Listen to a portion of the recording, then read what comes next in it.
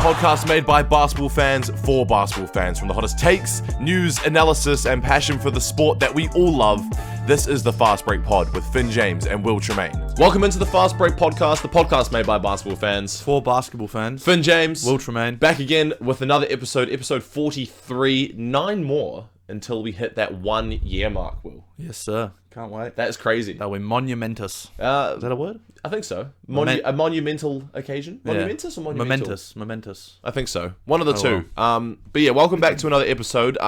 We are recording on day Monday, which is rare for us. Day Monday. On the Monday. Why are we doing that, Finn? Because it is Game 7 of the NBA Finals, which is about to tip off. We are recording the first half of this podcast before the NBA starts. Before Game 7, and then we'll do the rest of it after. So this is going to be a two-parter in the same episode. You guys aren't going to see a different. But we couldn't record on a Sunday when Game 7 is today on a Monday, and not have our Game 7 reaction live in the podcast. So look what we do for you guys. If you want to skip to that, time code down below as always. You can skip right to our Game 7 reaction. It'll be directly after Game 7, so it'll be fresh in our minds. Yep. And of course, we'll be dissecting some of the trades that have happened this week. Most notably, the Kevin Durant to Houston trade, which I think is a big deal. Bigger deal than I think it's making out to be. Obviously, it's being a bit thrown under the covers by Game 7 today, of course. And Desmond Bane too. Desmond Bane as well, heading over to the Orlando Magic. So we'll be breaking down those as well as our Game 7 reaction. So skip down below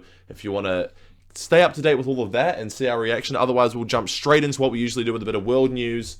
Look over the NBL free agency, which has had a big signing, of course. And we'll also, of course, look at the NZNBL. But we'll start off with a bit of world news. Will, where are we going? We'll start off with some Super Rugby. The Crusaders have won it again. I've lost track of how many times they've won this title. Quite a few times. They got the win 16-12 against the Chiefs in a nail-biter down in Canterbury, in Christchurch. In the last game in the old arena as well. Stadium. Yeah. Orange Theory Stadium, I believe it's called. Apollo. They changed it with the... They change it all the time. Yeah. It's different sponsorships and everything. They're going to demolish it, though. They got their new stadium coming in 2026. I think it's going to be ready in April. So apparently that was the last game for the Crusaders. Yeah, but it's weird because I think the Super Rugby season starts in March, maybe February. Okay, maybe they'll leave it. I don't know what's going on, but I mean, it is literally because I went to the semi-final. Yeah, it's a scaffold stadium. Yeah. All the stands are made out of scaffold. It was supposed to be up for 4 years, and it's been 14. So crazy, yeah. There's a bit of history there with that stadium now. It'll be a shame for fans to see it go, but they've obviously got that amazing 36,000 indoor roofed stadium coming. So right in the city centre as well, which is insane. It's going to do wonders for the city. People of Christchurch are thoroughly looking forward to that. I think it's going to be a big deal for them. So happy for them. What are your thoughts on the win, Finn? Oh, mate. Honestly, yourself? Considering how badly we did last year, I'm pretty stoked that we managed to turn it around in a year's time. I don't know how many that is. What's the name of that number 10? He was the player of the game, wasn't he? Rivers Rehana. Yeah. Yeah, great player. Took Taha Kemada's spot after he suffered I think it was a MCL or ACL injury. But the boys did well. It was a really scrappy game. 16-12, I think it was in the end, or 16-13, something like that. But yeah, the boys played well. Got another chip. I think it was title number 13 or 14. It's pretty good. Crazy. Won some money on the game too, so happy days. What about some more rugby action, Finn? Your Warriors were in action? Oh, God. Same night, they played just before the Super Rugby final. They were playing the Penrith Panthers at Mount Smart. The Panthers had 5 missing Origin players, so 5 of the best players on the Panthers weren't playing. Damn. And they still lost. And the Panthers are like near the bottom of the table. So did the Warriors still sell out Mount Smart despite the Super Rugby final being straight after? Probably. I mean, the Super Rugby final was in Christchurch. Yeah. So I mean, but fans might have been wanting to get ready to watch that. Who knows? Yeah. Well, I don't know. But they probably sold out. But yeah, they lost 18-28. So unfortunate for Warriors fans. But that's what it is. A bit more rugby news as well. The All Blacks are announcing their squad. Well, I think they probably would have just announced it now. But it'll be interesting to see who's made that squad. I don't know. Rivers Rehana, maybe? Nah, no way. No? Yeah, they got enough 10s. Too many 10s. Bit of MMA news. Yeah. John Jones has retired. Yippee! No. I mean, I think this was just destined to happen. He clearly didn't want to fight Tom Aspinall, who's been ducking him for the last God knows how long. A year, I think it's been, even longer. It's just a shame it couldn't have come quicker so that Tom Aspinall could have been promoted to that undisputed champion. So sucks for Tom, but at least the division can move on now. And I've seen rumors Francis Ngannou might be re-signing with the UFC. So, I mean, that would be a blockbuster fight. Tom Aspinall, Francis Ngannou, sign me up. But John Jones, good riddance. Not a nice person, and not my goat. Drug cheat. Oh. Goodbye. You ain't my champ. Later, mate. Tom Aspinall all day. Wow. Okay. And That's all I have to say on the matter. Speaking of blockbuster trades, that was a bit of a segue. Pretty shit one. The NBL free agency continues to boom, and the Adelaide 36ers just add even more firepower to their roster. Zylan Cheatham has signed a 1-year deal to return to the NBL and play for the Adelaide 36ers, and they've rounded off essentially most of their roster now. This is ridiculous. Unexpected to say the least. I knew they were going after a pretty solid four-man. Yeah. I had Matt Hurt rumors going around quite a lot, which would have been an excellent piece because obviously he can shoot the three ball and everything. But Zylan Cheatham, obviously the former Breaker import from the 2023-24 season with PJC and Anthony Lamb, where we just missed out on making the semifinals when we got knocked out in the second play-in game, I think. Yeah. Cheatham was a exciting athletic piece that I thoroughly enjoyed watching when he was healthy. He did struggle with injuries quite a bit. I think he had a foot injury early on in the season, but straight away in preseason was catching bodies and everything. So it was very exciting when he was on court. This is a crazy signing that I didn't expect to see happen, and it rounds off the Adelaide 36ers core with Bryce Cotton, Montrezl Harrell, Zylan Cheatham, Dejan Vasiljevic, Isaac Humphries, and Flynn Cameron. 7 crazy, really great NBL players to assemble one of the most expensive NBL lineups that has ever been made in the league, apparently. I mean, I think Cheatham's going to have to be playing the 3 here. Because you got Humphries at the 5, you got Harrell at the 4. Cheatham's going to have to start at the 3, because Flynn Cameron's going to be coming off the bench. So, I mean, he's going to be a big 3 in the NBL. But, yeah, like you said, stacked team led by none other than Bryce Cotton.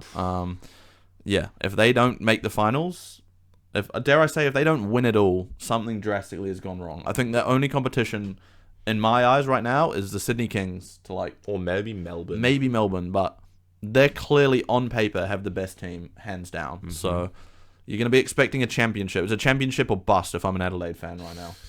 Yeah. I don't know. Like, this trade was unexpected considering Cheatham is not really a 3. Trade? Signing? Did I say trade? Yeah. I meant signing. You know what I meant. Yeah. He's not really a 3, but he's going to have to play there. He can't shoot the ball that well. No. He could knock down open corner 3s. I remember for the Breakers, I think in the back end of the season, he was relatively consistent from the corner. In terms of everywhere else on the floor, not great from beyond the arc. Maybe that's actually going to be their downfall. With Cheatham, Humphries, and Harrell, there's 3 players right there that can't shoot. The spacing is horrible. Bryce Cotton and DJ are going to have to carry this team from beyond the 3-point arc. So yeah, so could be interesting. Maybe Zylan comes off the bench and he plays some Flynn Cameron starter minutes. Maybe. Who knows? Or something like that. I mean, they'll work something out. Crazy lineup. Yeah. Unexpected. The Adelaide 36ers, I think the rich just get richer. It'll be interesting to see how they piece together their starting lineup. I mean, obviously we'll have preseason in August, so we're still quite far away. But thoroughly looking forward to see all these massive names just share the court in a strange uniform. Adelaide. It'll be funny to look at what the betting odds are at right now for them to win it all. I'd imagine they're not paying much. No, you would be surprised, right? Yeah. I mean, you still have Illawarra. They haven't changed much of their lineup. I don't know if Trey Kell or Tyler Harvey is returning, but if they Will Hickey as well. Will Hickey's returning, I'm pretty sure, but I mean, it'll be interesting. This team is going to be hard to beat, but I feel like they're going to be easy to figure out. I think halfway through the season, if they're not working, I think they're going to be in trouble. Yeah. But we still got plenty of basketball action back here in New Zealand before the NBL season starts up. NZNBL is really getting into the nitty-gritty of it now. I think we got 3 more rounds until the playoffs. 2. This was round 14. We've got 15 and 16, and then we'll be into the playoffs. It's looking very tight between 3 and, what was it, 10? 7? Oh, maybe even later. But we'll quickly run 10, through the scores 10. from round 14. We've managed to get, obviously, recording on a Monday. We can cover games. every single game. So I'll quickly run through the scores, and then we'll talk about some standouts, and we'll do our top 3, as we always do. The Airs went down to the Nelson Giants, 82-71. Giants have been on a bit of a roll. I know we've talked about that in past weeks. The Canterbury Rams got probably one of the biggest wins in the NBL this season. 113-59 win over bottom of the table Nuggets. They've had a sorry season, man. I feel really bad for Nuggets fans. I mean, they were able to say they're not going to be the wooden spoon when the Panthers were around, but then the Panthers left, and now they're the wooden spoon. So it just got worse. I don't think they even. I'm pretty sure they confirmed wooden spooners. They're the only team that's like fully out of it. So 2 wins this year, dude. Yikes. Oh, feel bad for 'em. The Sharks got a big win over the Hawks, 92-76. Bulls got a much needed win over the Taranaki Airs, 96-83. The Saints beat the Phi 103-77. The Sharks got their second win of the week in a close one that we went to here at Event Finder in Auckland. They beat the Tuatara 86-80. Nail biter that one was. And the Manawatu Jets rounded out the week with a win over the Rams, 92-86. So that was a big underdog win right there. A great week, in my opinion. Some really good basketball. I feel like since this table is so close, teams are really throwing everything they can to try and get wins. Yeah, what's the table looking like, Finn? If we have a look, the Canterbury Rams and the Wellington Saints, of course, as they have for most of the season, are sitting on top. And the Rams and the Saints both have 14 wins each, which is crazy. They're 5 wins. Down the 1 and 2, right? They have locked down 1 and 2, depending on whether they both have confirmed home semifinals. Yeah. So Canterbury Rams and Wellington Saints aren't really playing for much anymore, considering they have. Well, for the 1 spot. Doesn't matter though. Final. I think they often in the NBL do the last Final 4 in. Oh, Spark or something. Yeah, I think they did an event final. They might have changed that though. They might have changed Should be that. a home final. Yeah, but they're locked in the 1 and 2 spot, so both of them get a home semi-final, which is good to see. The Saints have won plethora of games in a row. Interesting to see the Rams go down to the Jets, though. I wasn't expecting that. The Jets, with that win, move into 3rd place as well, which is a huge turnaround season for them, considering the last few years, they've always been consistently in that bottom 3 positions. So Only played 16 games as well. They've got 2 games in hand on a lot of these teams. They do. Yeah, Jets might they're looking comfortable in that 3rd spot. For sure. Sharks and Airs are both tied 4th and 5th. 10 wins, 8 losses. Sharks have obviously been on a roll. They've won their last.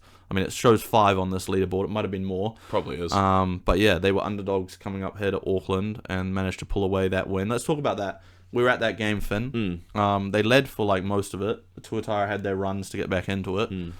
We saw some Dylan Wilkie clutch minutes at the end of the game. We did. Hit a big 3, but no one could really find their shot. Luther Muhammad really struggled in this one. I think it was 3 of 18 from 3 the of field. 18. And, Charles Pride as well. Just not great from the field. He came off the bench in this one. They started Zach Riley, maybe looking for like a more pass first traditional point guard. To be fair, Charles Pride ended up playing far more minutes than Zach Riley anyway. He did too. Yeah, no, the Tuatara just couldn't really get going. Rob Lowe played well. Tommy V was solid too, but Luther Muhammad and Charles Pride just wildly inefficient. And Boy Tuak, he didn't get many minutes at the end of the game there. No, I'm not sure. That trio of imports for the Tuatara really did struggle last night, which is confusing considering they've been pretty consistent throughout the season. I'd say it's an abnormally. Like, we've seen Luther Muhammad. We've seen what he can do when he's cooking. So, I mean, everyone's due for a bad game at some point. Hopefully that was the only one for the rest of the season. Because the Sharks were just clicking, man. Josiah Alec finished with like 15 points and 16 boards. He's an absolute demon on the glass. Sam the league in rebounds. Sam Timmons was playing very well too, which we'll probably cover in our MVP. That's a little teaser. And Kalen Boone, of course, just continuing to be one of the most prolific scorers in this league. I think when we come to look at our fast break MVPs, Kalen Boone's going to be up there because he's featured good a lot of times. And that guy he has the green light to shoot from wherever he wants. And he was making the most contested 3-pointers. He got the most insane block I've ever witnessed live at a basketball game in my life on Luther Muhammad. Swatted that into oblivion. That was crazy. And then also Boy Tuak jumped over the front row crowd. That was pretty entertaining as well. But yeah, Tuatara, even with the loss, they're still in the 6th spot there with 8 wins, 9 losses. So they're holding on to that last playoff spot. Hopefully, they've got, 2 games left? 3 games left? 3 games remaining. I think it's 20 games for both teams. So hopefully they can hold out to keep that 6th spot. You know what I'm wondering, though? The wins the teams had against the Panthers, did they deduct them from the leaderboard? They must have, right? It would have made sense. Because some teams wouldn't have played them, so that would be unfair. Yeah, definitely. So, yeah. The Bulls are 7th. They're 1 loss behind the Tuatara, so they're still in the running. Fire 7-10, so they probably still have a shout as well. And then the Giants and Hawks are 9-10 with 7 wins and 11 losses. So still an outside shot for those two teams as well. And, it's nitty and gritty. I think you'll find the top. Obviously, the top 2 are locked, and I think you'll find 3, 4, and 5 is going to be pretty close between the Jets, Airs, and Sharks. I think they're going to be fighting off for those spots. That 6th spot is going to be up for grabs with any team between 6 and 10, which is crazy. Yeah. And with about 2 games remaining for most teams, every game matters right now. It's going to be very interesting to see how it goes. You'd be surprised. You might see the Airs lose their last 2 games. I mean, they've lost Owen Foxwell, who's left for the rest of the season. Harry Froling obviously departed recently too. So it's just Armon Fletcher and Carlin Davidson trying to get the job done down there. Yeah, they might be able to hold on to a playoff spot, but yeah, they probably struggle times maybe in the playoffs. Yeah, well, they're 2 wins ahead. So even if they drop 2, they'll finish 10-10. And some teams have 3 games remaining, and they're on 7 wins. So the Tuatara are actually the only team that will be able to bounce them, and the Sharks as well might be able to get over them too. But very close table. It's the squeaky bum time, as I like to call it. Will, I've said before in the NBL and the NBA. So no one's ever catchphrasing that, Finn. So we may as well just drop that now. You can Google it. It's very, very. Is it a quote of under Finn James? Is it squeaky bum time? No, they use it in the Premier League quite a bit actually. Oh, true. Yeah. So let's get into our top 3 though. We shall. MVP rankings. 3 guys this week. Yep. Well, every week 3 guys. Lead us off. Who's in 3rd place, Finn? This guy had a crazy triple-double. I think we're at week 11. Week 11? Or 10? Yep. I don't know. I've lost count. Either or. We'll go back and find out. We are here. The first player in 3rd place that receives 1 point is Carl Bowen from the Canterbury Rams, who dropped a pretty crazy stat line despite the loss against the Manawatu Jets last night. 16 points, 22 rebounds, 13 of them being offensive, which is ridiculous, and 10 assists. So a pretty tough triple-double for Carl Bowen. We'll put him at number 3. And who do we have at the 2nd spot, Will? Number 2, sharpshooter from the Wellington Saints, Jordan Ngatai. He had 27 points in this one. Good efficiency. I think he was 5 for 9 from 3 in a win over the Phi, 103-77. So making his first appearance on the Fast Break Podcast MVP leaderboard for week 10 or whatever it was. But who's number 1, Finn? The Giant down in Southland, who hasn't Giant's been an understatement. He's very large in person, as I've discovered. He came and talked to some of his friends, right by us after the game. He's a mammoth of a person. Sam Timmins, back-to-back double-doubles this round. He had 28 and 11 wasn't over the Sharks. Why have we written that down, Will? It's not over the Sharks. It was over the Hawke's Bay Hawks. And we had 20 and 10 over the Auckland Tuatara as well. So very good outing and week for Sam Timmins. Couple of 2010 games. Yeah, played very well. The big dude. They couldn't really stop him last night. Rob Lowe was having a lot of issues. They switched Tommy V onto him and, helped a little bit. Even hit a 3 at some stage. Yeah. Which was I've never seen him shoot. It's going to be interesting to see how this Fast Break Podcast MVP rounds out, Finn. And whose house we get to go to. I'm having a feeling we might be making a trip down to Invercargill, Finn. Kalen Boone and Josiah Alec are both featured quite a bit on this. So, they have. Who knows? Maybe we're going to have to start putting some more Bulls and Tuatara players in there. Might have to, just for our sake. But that is all for the NZNBL and the NBL and World News. We're going to go watch Game 7 of the NBA Finals now. It's not going to be long for you, but it's going to be a few hours for us, and then we'll be back to dissect it all. All right, so we're here after Game 7 of the NBA Finals is all wrapped up. My God. But however, first of all, some breaking news out of the NBL. Get it out of the way. Halfway through the NBA Finals, I was going to put this at the start, but we'll just put it here. Parker Jackson-Cartwright has re-signed for 2 years for the BNZ Breakers going forward. How good's that? Great news. Amazing. 2-year deal. He'll be the first import to stay for 4 years in Breakers history. Mm-hmm. Obviously, we needed that marquee player to, come and lead our team. Otherwise, it was not looking good for us. But, sorry that we're going to brush over it pretty quickly. Because, some more important news to what to you're all dive here into. for. Game 7 of the NBA Finals. The first Game 7 since 2016 when the Cavs completed the 3-1 comeback. And boy, it was entertaining, Finn. Can't believe it. Tyrese Halliburton.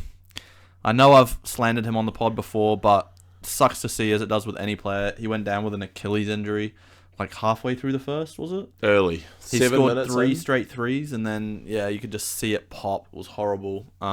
He's out, and that just changed the whole story of the game, really, didn't it, Finn?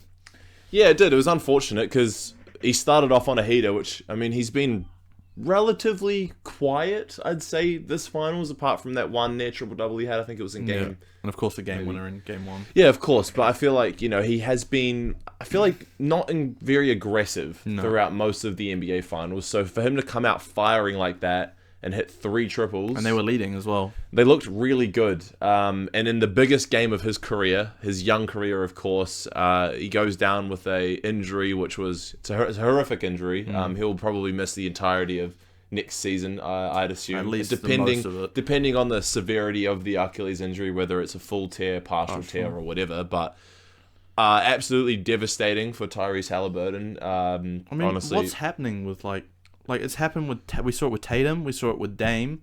Obviously, Dame's was a bit more similar because it was like he was coming back from an injury, pushing it a bit. He had obviously DVT in his leg, deep vein thrombosis. And he was pushing it, tore his Achilles. Tatum I think he was fully healthy when I'm unsure, actually. But now Halliburton, it's like, I don't know, man. It's almost as if it would have been good for Tyrese Halliburton to sit Game 7 out, which is crazy to say.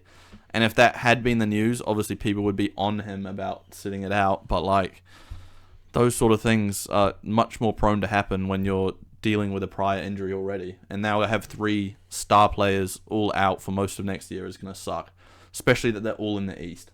The East is going to be weak, man.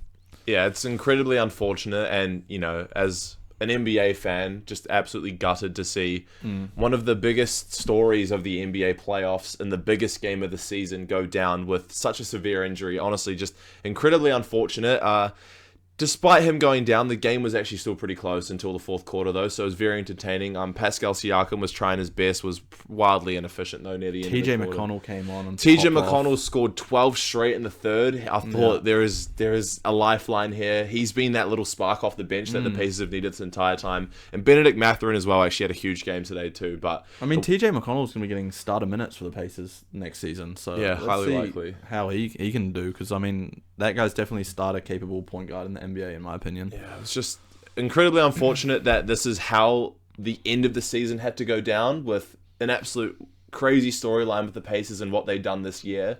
Imagine the upset that they could have caused in Game 7 in Oklahoma. The storyline would have been written for decades. People would have been talking about this finals win if the Pacers were able to pull it off. And honestly, if Halliburton had continued his streak of what he was shooting, it was 3 or 4 from the three-point line, and had just gone down with that injury, who knows how many points he could have scored, whether he could have, put the Pacers on his back and potentially got them across the line in Game 7. But even if they'd we're never going to know. Even if they'd gone on to win it without Halliburton, I think what a that story. would have jumped the Dirk Mavs run for me. Yeah, 100%. Without Halliburton in enemy territory in Game 7. But I guess we should stop talking about ifs, because the series is over. The better team won at the end of the day. Let's give OKC the props they deserve. Yeah, they were the best. They were the best team throughout the whole season, West or East. And they had a crazy playoff run. Some very entertaining series, probably some of the most entertaining series. Obviously, the finals, Game 7, the very Nuggets rare. series was so good, man. Yeah, Memphis was the only one where it was like a walkover. But then Nuggets, and then I'm already drawing a blank. Timberwolves in the conference finals. That was a bit of a meh series, in my opinion. But got to give credit where credit is due. The Oklahoma City Thunder were the best team in the NBA all year. Yeah. Finished with 68 wins, which is the most wins we'd ever seen since, I think, the Rockets in 2018, potentially. Obviously, Shai Gilgeous-Alexander was the MVP of the year, led the league in scoring, won Finals MVP, and Western won a chip, Conference Finals MVP. So he won a bunch of accolades this year. One of the greatest seasons in NBA history.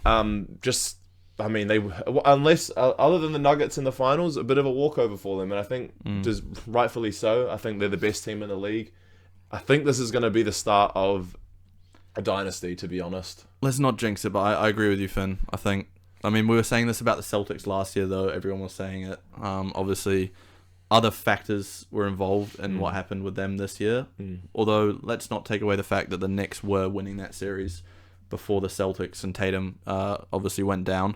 Yeah. But it feels different with OKC. I don't know what it is. It's just their mentality, their aura, dare I say. Oh, I hate that word, but yeah, I agree with you. Just that core trio of Shea, J-Dub, and Chet, who are both under long-term deal, all 3 of them are under long-term deals.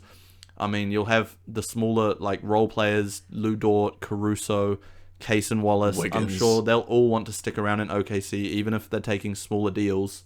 Then they get offered elsewhere, as long as they can just keep winning. And yeah, I could realistically see this team like three-peating. Alex Caruso as well. I think you left that name Demon. out. But Yeah. And the thing is with this playoff run as well, and especially in the NBA Finals, I don't want to shit on Chet at all, but honestly was really lackluster for me. I think Chet Holmgren was, despite being the third option on their team, really struggled this playoff run, this NBA Finals, and I mean the Thunder are still champions with their third best player really struggling. So Caruso almost filled that Caruso role this playoff series. It's crazy because Caruso throughout the regular season, in my opinion, wasn't anything. I wouldn't say terrible, but no. he's playing, behind a plethora of great players, and for him to step up like he has, really just goes to show. Even when you have one chip as a role player, which he did back in the Lakers in the bubble, it still really comes down to experience going into the NBA Finals. And despite the Thunder team with barely any champions, I think Caruso is probably the only champion on the team. Everyone else is very young players. Yeah. Absolutely crazy that they were able to kind of have a cakewalk through this NBA playoffs. I wouldn't say cake. The two series. But realistically, man, they took the Nuggets to 7 games. They were always going to win Game 7, I reckon. You could see how tired Denver was by the end. Yeah. Aaron Gordon with the hamstring very injury. injury-riddled. I even think Aaron Gordon with the hamstring injury, they still win Game 7. Yeah. I don't know. We can't talk about what might have happened, but yeah, you're right. But I mean, yeah, I could see this team becoming a dynasty. 100%. Like, just keep it together. 68-win team. You can't see them going backwards from that. Like, they're only going to get better, which is crazy to say. J-Dub just really proved in this playoffs that he is an elite number 2 option. He's amongst some of the best players to ever play the game when it comes to 40-point NBA Finals games. There's not many players that have done that. To score 40 points in NBA Finals, despite them playing, a Pacers side who, has no real star, they're still a great team. They're in the NBA Finals for a reason. J-Dub goes and drops a 40-piece in game, I think it was 5? Yeah. Game 5? Well, yeah. Game 5.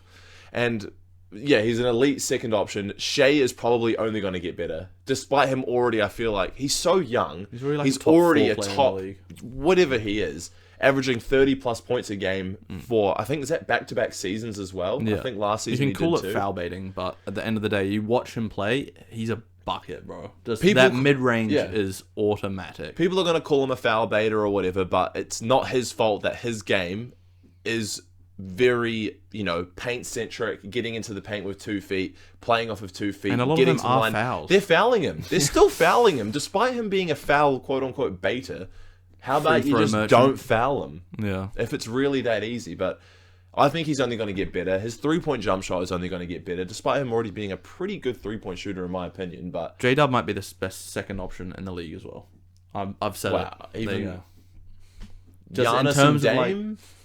Bro, no. I'm not that biased of a Dame fan. J-Dub, Devin maybe Booker- not okay. like on paper as a player, but just playing that second option to like I see what you perfection mean. behind Shea. There's no other player I'd want like to play behind Shea as a second see what you option. I think. Yeah, I see what you mean. Yeah. Yeah, that's a good point. know. It's crazy about this Thunder team. They have so many more picks probably coming in the NBA drafts to come, which is just so stupid. And their team is so young. They have no aging pieces at all. No. They have a great coach. Caruso is probably the oldest player on that team. I don't even know if he's that old. He's still probably still in his 20s. Yeah. Hartenstein as well Hartenstein. is probably, and he's not even old either. He's young. He hasn't been around that long. Their team is very young. So young.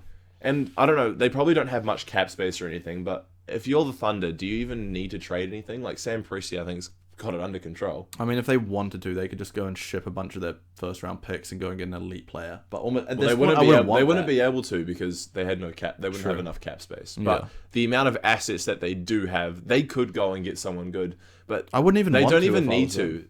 Run it back. Shea, J-Dub, and Chet. That's probably all you need as a core 3. I wouldn't want to do anything in the off season other than retain all my current players. If I'm OKC, I want to run I'd it back agree. with that exact same team because they've all got that championship mentality now. And they're all healthy. So, yeah. Every single one of the players on that team is healthy. I don't think they had any injuries throughout that finals run. No.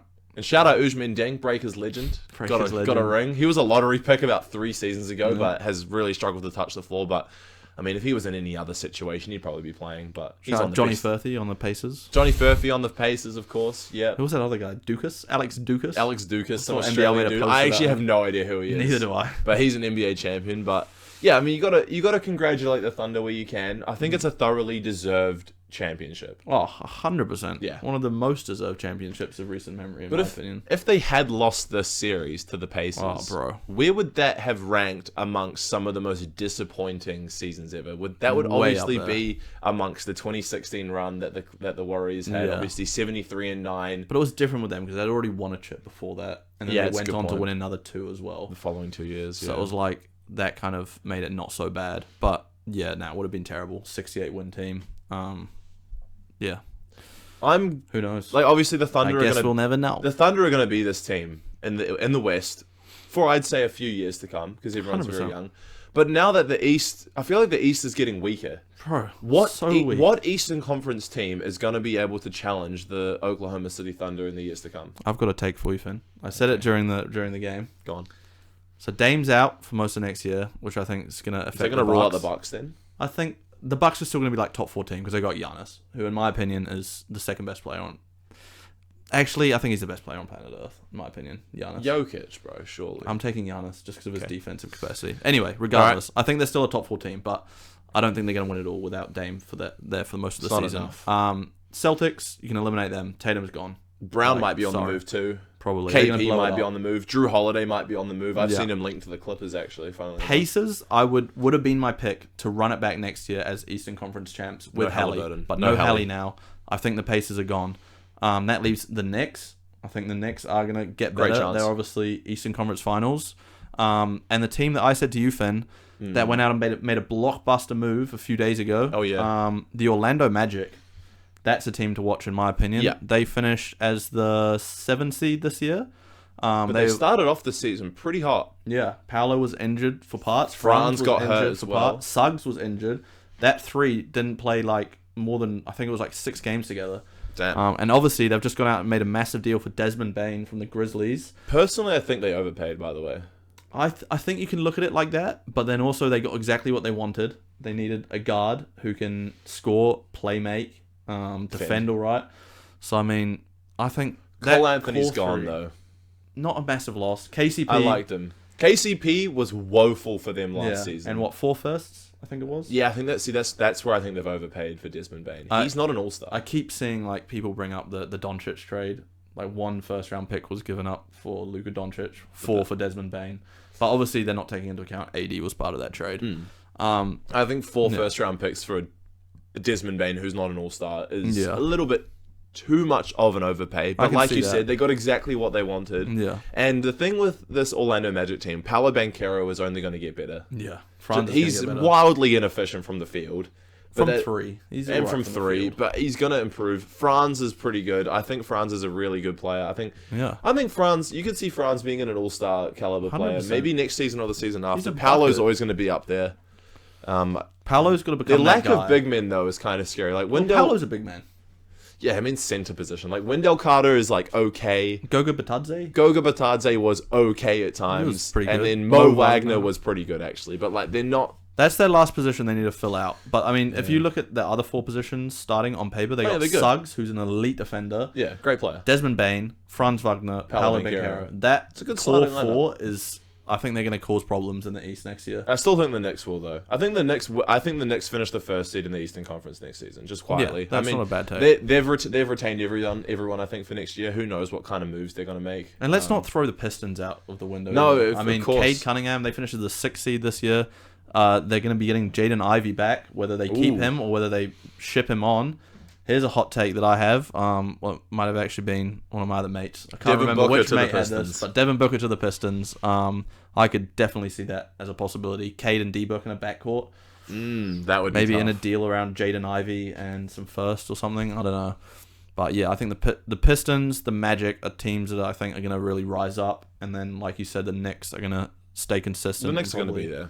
be one of those top seeds. It'll be interesting to see where the Bucks and the Celtics and the Pacers finish next year without obviously all of them missing star players. Was there any teams in the East that finished outside of the playoffs that were thoroughly injured throughout the year? I'm trying to think. I don't think there really was a. The Raptors, maybe? That might I be just don't know. interesting. They can never do enough. And same with the Hawks. On paper, the Raptors have a crazy team. Scotty Barnes, RJ Barrett, Brandon Brady Ingram. Dick was really good too. Oh, Emmanuel Brandon Ingram's quickly. going to be there next year. Yeah, Obviously, he sat out exactly. most of the season after he got He traded. didn't play for the Raptors yet. No. They might be all right next year. Maybe. And same with the Hawks are always just going to be that 500 team. But they never. I mean, they were Eastern Conference finalists. I think like 3 seasons ago. The Heat are going to get worse. The Heat are going to get worse. Should we get into the big trade that's happened? Oh Obviously, yeah, we've this been happened today as floating well, around which is that. crazy. This happened this morning. We've waited till after the game to announce it, obviously. You've probably all seen it, of course. Kevin Durant is a Houston Rocket. Yeah, this is wild. And they got him for packet of pistol. chips, to be honest. I mean, so they've traded him for Jalen Green, Dylan Brooks, the first round pick for this year's draft, Pick 10. and 4 second round picks. I don't think they gave up anything. I understand that this is the thing people are always going to argue. KD is just about to turn 37 years old, I think, in the next 2 or 3 months. And they gave up Jalen Green, who was a young player. Inefficient. Despite him being inefficient, was very exciting. And when he was hot, he was very hot. But he's inconsistent as well. And he was a playoff dipper. He had a terrible playoff series. Dylan Brooks, who, I think kind of good role player. Was good on the Rockets. I think he was on his contract was pretty big though, to be fair. But Dylan Brooks is gone. I think he was great because he was sort of that Rockets culture guy. Yeah, but he's an idiot. No one likes him. Yeah, well, you don't know what he's like off the court. True. The first round pick for this year. Look, to be honest, I don't really know much about this draft class. Outside of Cooper Flagg, Ace Bailey, and the other guy from Rutgers as well. I've heard Cooper Flagg, Dylan Harper is a clear top 2. Those two are a level above everyone else. Apparently 3 to 8 is another group of players. And then apparently after pick 8, picks 9 to pick 25 is what I've heard, are all the same level of players. So pick 10 realistically isn't that valuable in this year's draft. Ace Bailey's been an absolute idiot. Ace Bailey is supposed to be clear number 3rd pick, and he's falling. I don't know why he keeps declining workouts. With I've teams. seen him get projected to the Blazers even. Oh jeez, down at 11. Do you even want him? I mean, at 11, I'd take a gamble on him. I don't think he'll be there at 11. I think there'll still be a team that takes a gamble on him. But what I was saying, the 10th pick in this year's draft. To be honest, I don't even think the Rockets needed the 10th pick this season. Their team is already pretty young in their core already, so they didn't really need to add another young piece to try and develop. Reed Shepherd couldn't even touch the court this season, and he was he the 3rd overall pick in the draft? Yeah, crazy. And he's apparently, from what I've heard on the Rockets, one of the most talented offensive players on their team. They need to get rid of Fred VanVleet to create an opening for Reed Shepherd, in my opinion. Yeah, but then who else is going to play point guard? I don't know. Anybody but Fred. He sucks. He's also on a massive contract, so I don't think any team really wants to pick him up. You were able to pick up KD without getting rid of your 2 brightest future players in Sengun and Amen Thompson. Amen Thompson's going to be insane. He already is, but they he's just going to get better. Also keep Cam Whitmore on the team, despite him being looks like a bit of a dick to coach, but incredibly talented. And if he sorts that out, then I think he's going to be a big piece in the Rockets going forward. Such a good, talented offensive player. And KD's going to be playing the 3 now. Jabari Smith's going to be the 4. Yeah, and there's also one thing I was going to touch on. Jabari Smith also struggled to see court time last year, and he's a former 2nd overall pick. And when he was called upon in the playoffs this season in the first round against the Warriors, I thought he looked great. Yeah. And I think he's only going to get better. He's very long. He's actually shown he's improved his 3-ball drastically. He's a great defender. Him starting at the 4 is not a bad take. I think that's going to happen. I think we're going to see Fred. We're going to see KD, obviously. Amen at the 2. Amen at the 2, potentially. And we're going to see... Well, you got to start him. Yeah, you do have to start him. We're probably going to see be a very big lineup. We're going to see Fred, Amen, KD, Jabari and Sengun. You could probably interchange KD and Jabari for that 3 and 4 spots, kind of positionless, I reckon. Yeah. And then obviously you got people coming off the bench. Steven Adams obviously re-signed on a 3-year deal, which I think congratulations to Steve. Yeah, shout out Steven Adams, obviously. Big deal. I didn't think he was going to get that, man. I'm happy for him. That's guaranteed $13 million a year for Steven 3 Adams. years. And he's, gotten older, and considering he's set out the entirety of the 23-24 season or the 24-25 season, 23-24 season with that PCL injury, for him to come back and have honestly a great impact on the Rockets this season. Thoroughly earned that contract. It's awesome. As the season went on, he just got better and better.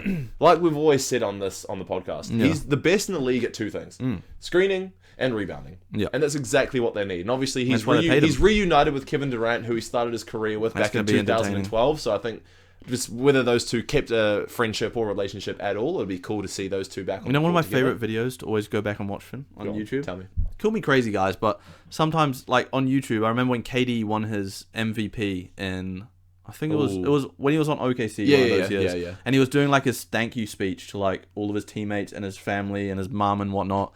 And he like specifically made a point to point out Steven Adams, and he specifically thanked Steve-O, and it was just a very heartwarming moment. What year was that? I forgot. 2014? Yeah. And he Must was have like, been. shout out Steve-O, man, one of the like nicest guys, blah, blah, blah, whatever it was. Just, yeah, you can tell that they obviously share a bond. I feel like everyone in the league likes Steven Adams. Yeah. How can you hate Steven Adams? nah. You know who the Rockets should go out and sign?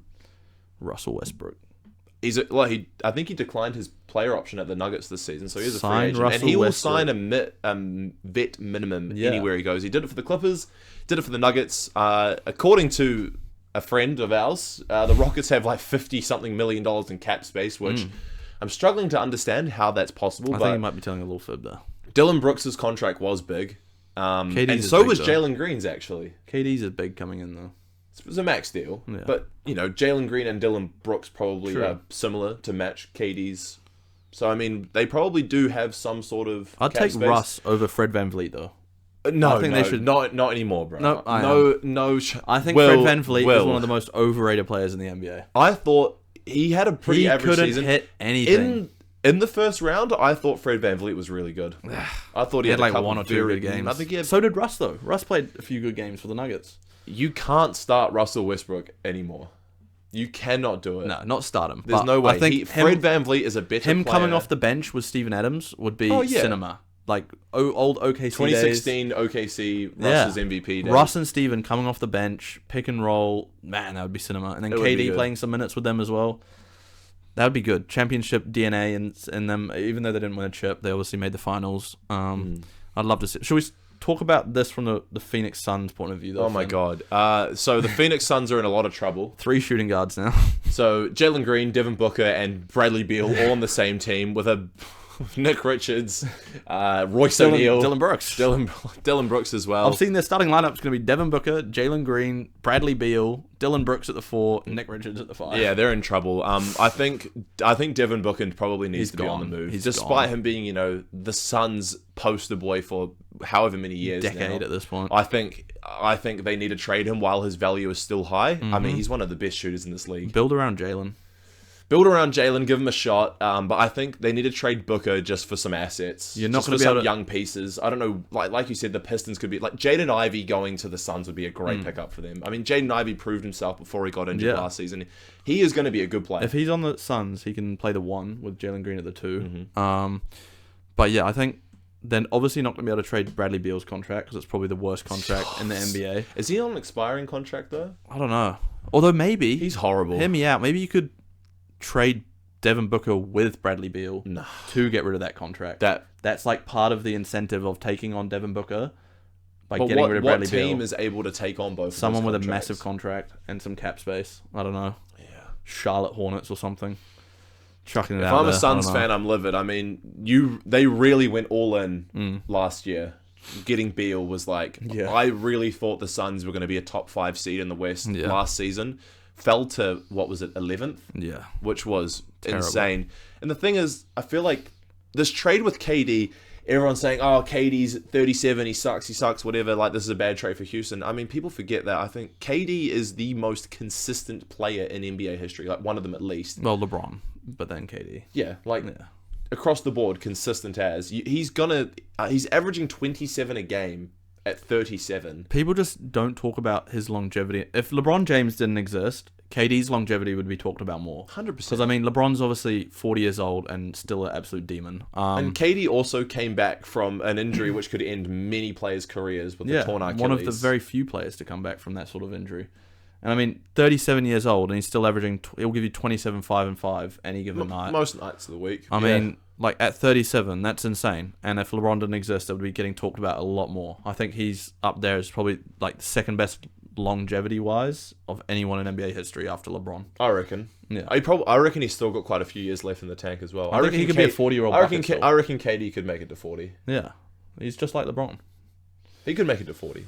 So I think this is a W for the Rockets. The only thing that does worry me about this KD trade is he is on an expiring contract at the end of next season. However, depending on how far the Rockets do make it next season, like, would you see him re-sign? Yeah. Does he return to the Thunder to end his career? Like, I don't really know what he's doing. Seattle Supersonics returning to the NBA When in a couple years. When are they expand? When is it soon? Adam Silver said that they've finished all the other stuff that they needed to do, and that they're gonna they've started to talk about expansion teams at the moment. Okay. I think it's very clear that the two teams are going to be Seattle and Las Vegas, and they'll probably shift one of the teams into the east. I think it'll be Memphis, or New Orleans, which are the two closer ones. Yeah. But that's what I mean. Like, KD on an expiring contract, he could re-sign for Houston, or you never like I said. Does he go back to Oklahoma?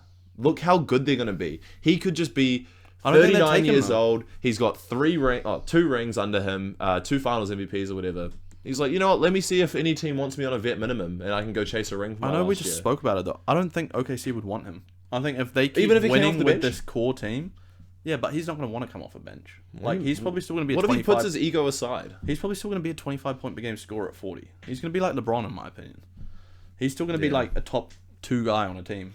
So it'll be interesting to see how he goes next season. I mean, look, Houston were the 2nd seed in the West this year. Like, adding KD. How many wins there? 52. Yeah, something like that. Like, obviously the Thunder were clears ahead because the West was so tight. Houston are definitely dark horses to win it all this next year. I think they're gonna be. If I had to pick right now, I'd say OKC, Houston conference finals. That's so tricky though. Yeah, obviously there's a lot of moving factors. Obviously it depends. Yeah, what all these other teams are like. I mean, look, you got the Lakers next year with LeBron and Luka. Obviously, LeBron's gonna be 41 at the end of this year, which is just ridiculous to me. He's 41 at the end of this year. He's still got a year left on his contract. Luka Doncic has slimmed down a bit this offseason already, so that's exciting to see. But we'll see how they go. They need a big man. We'll have to see how KD can gel with the Rockets as well. Like, obviously, we thought him on the Suns was going to be amazing, but they just didn't gel together. Him, Brad Beal, and Devin Booker. So hopefully that same scenario is not going to happen in Houston. I'm so angry if I'm a Suns fan. Imagine going to the NBA Finals in 2021 Booker and Chris Paul. With Booker, Chris Paul, DeAndre and that young Ayton. call of Ayton, Bridges, and Cam Johnson. Cameron Payne was a huge part of that run as well. And then they blew it all up to try get KD and win a chip, and it just completely failed. I feel quite bad for them. If I'm a Suns fan, I'm pretty upset. Damn, if they'd never made that trade, they'd still have Book, Mikal Bridges, Cam Johnson. That's 3 good, pretty good players. team. Ayton, who's and all their slowly other assets. regressed, but I mean, he's still got potential. He does it with the Portland Trailblazers, but we'll probably be moving on from him. I think the Blazers are going to be a team to watch in this offseason as well, for sure. Yeah. Jeremy Grant's gone. But yeah, I'm waffling a bit now. But yeah, it'll be interesting. Next season's going to be weird. I think the Thunder are still going to be that team. Yeah, to be honest, they're definitely going to be. I don't know. Houston. I mean, look, they have Ime Udoka. He just signed an extension as well. He's proven himself to be one of the best coaches in this league, and I think there's going to be some sort of respect factor between him and KD. There has to be. Yeah, there has to be. You'd think so. I think it's going to be the East that's going to be the real entertaining. Like, see where it all lands out. I think the East is going to be. I think the East will be like what the West was this year, where it's going to be really close through those core seeded teams. I think it could also be like one of the biggest differences in terms of like the West's winning percentage and the East's winning percentage in NBA history next year. West team's just going to dominate. They're going to be so much better. It already was big this year, too. Yeah, like I could see the 7th seed in the West next year having the same record as the 1st seed in the East. Oh, 1st seed's a stretch, bro. They don't play. No, they don't play enough. Yeah, I know, but I'm just saying, like, every time a West team plays the East, it's almost going to be like the West is the favorite. No way. Well, not all the teams, of course, but like that top 8 teams for sure. Yeah. It's going to be a big disparity. 7th to 1st isn't even possible, but I see what it is possible. Like 7th to like it 4th, is possible, or 7th compared to 3rd, or something like that. I mean, yeah. I mean, there was like a few years ago, like 2013 or something, where the 7th seed in the West had the same record as the 1st seed in the East. So it is possible. Really? Yeah. I didn't see that. But I mean, I wasn't really watching NBA back then. But yeah. I mean, it'll be interesting to see. Yeah, well, you know, congratulations to the Thunder. I mean, that was the whole point of this. Shea obviously won Finals MVP. I think their dynasty has started. They're going to be a team they're going to be the team to beat for the next 3, maybe to 5 years. Yeah, at least 5. All their players are so young. unless these other teams around them just get better. This But they're KD not gonna trade, get though, worse. throws a spanner in the works. Really, really does. And, honestly, now that the playoffs is done, where would you rate it? Like, were you entertained? Honestly, no. Like, Wow. compared to previous... Like, I hold It was it... way better than last year, I'll tell you that. Yeah, it was better than last year, but I hold it to the level of prime, like, me watching basketball, like 2016, Cavs, Warriors, just that rivalry, and how, like, invested I was in those series. And it just didn't come close to that. But maybe I should lower my expectations, because I don't think anything will ever come close to that again until the Portland Trailblazers are in the finals. But, I mean, yeah, it was definitely better than last year. I'm glad OKC won. I was rooting for OKC in this series. I think they're the better team. They deserve to win it. They're the best team of anybody all year. And I think, although it was a fairy tale run for the Pacers, their dark magic ran out early in Game 7, unfortunately. Yeah, fair enough. I enjoyed it. I mean, despite my team getting bounced in the first round, that was one of the best series I've seen this playoffs, to be honest. was. Other than the finals, I thought the finals was excellent. And I thought the Nuggets Thunder series was excellent. Yeah. I think what the Pacers did made this NBA playoffs, I would rank it amongst one of the best I've seen, just considering what the Pacers were able to do in the Eastern Conference. I thought it threw a huge spanner in the works and made it very exciting every time. I thought the Knicks had a good run as well. The one thing I didn't enjoy were the injuries. I mean, 3 star players tearing their Achilles. It's just unfortunate. Yeah. The West was good. I mean, we saw the rise of Anthony Edwards in the Timberwolves, and it just really goes to show that next generation of players is really starting to come through now. So I think there's that transition period where these younger players in the NBA are really starting to take over now, which is so exciting. Team to watch as well going forwards, the Minnesota Timberwolves. Yeah. I think as long as they just need to build out the team a little bit more. Like, they've got that star guy, Anthony Edwards. They've got, like, that's their SGA. I think they just need to find him a J-Dub in Minnesota. And Julius Randle wasn't. He wasn't like... They need a young star next to Anthony Edwards. And then they just need a bunch of, like, better role player guys. Well, you got Jaden McDaniels, who's a bucket. Naz Reid. Rudy's a good center. They just didn't work this year. Yeah, I think they're definitely they have to watch as well. I think they have high potential to be good in the future, though. For sure. Yeah, but I think this was a great playoffs, and I'm sad that it's over, but happy that it's happened. Yeah, NBA's over, Finn. I know, NBA's over. We've got to wait till, I think it's the end of October for it to swing back around. So we'll have Summer League action, of course. I'm not really too invested in it. It'll be interesting to see, because the Breakers will have their eyes heavily on Summer League. 2 more now with PJC signed, they got 2 more spots to sign, because I think Taco will be out very soon. That'll get announced very shortly, I'm sure. But now that the Summer League's on the way, we'll have the Breakers and some of the NBL teams over there. NZNBL's wrapping up, so yeah, it is. not much longer with that. 2 rounds left, and then the finals, and then it'll be all done, and there'll be a big break. We'll be missing basketball for a little while, Finn. We will be indeed. But thank you so much for tuning in once again. If you're a Thunder fan, congratulations. You got your first chip ever. Josh Coleman. Congrats. Josh Coleman, yeah. I'm sure you're going to have a few more years of this as well. But congratulations to the Thunder, and SJ, of course, winning Finals MVP. But that's episode 43, all done and dusted. And we'll be back next week. Goodbye, NBA.